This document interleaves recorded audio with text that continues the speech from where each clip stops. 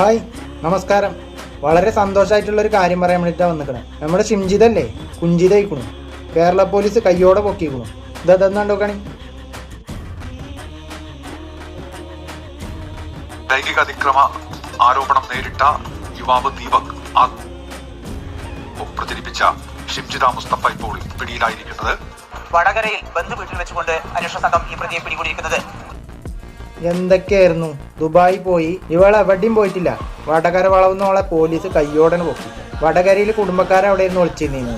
ഇതല്ല, അതിലപ്പുറമുള്ളത് കണ്ടുപിടിച്ചിരിക്കണു. പിന്നെ അപ്പൊ എന്തായാലും ഇത്രയും പെട്ടെന്ന് കയ്യോടെ പൊക്കിയ കേരള പോലീസിന് ഒരു ബിഗ് സല്യൂട്ട്. ഇനിയിപ്പോൾ ഉള്ളൊരു കാര്യം എന്ന് പറഞ്ഞു കഴിഞ്ഞാൽ, നിയമത്തിന്റെ പഴുതുകളിൽ ഓട്ടയിട്ട് രക്ഷപ്പെടാതെ ഈ ഭൂതനക്ക് പരമാവധി ശിക്ഷ വാങ്ങിക്കൊടുക്കണമെന്ന് താഴ്മയായിട്ട് അപേക്ഷിക്കുന്നു. ആ കുടുംബത്തിന്റെ കരച്ചിലിനും വേദനക്കും തീരാ നഷ്ടത്തിനും ഇതൊന്നും ആവില്ല എന്നറിയാം. എന്നാലും നമ്മളൊക്കെ ഒരു സമാധാനത്തിനെ പരമാവധി ശിക്ഷ ലഭിക്കട്ടെ.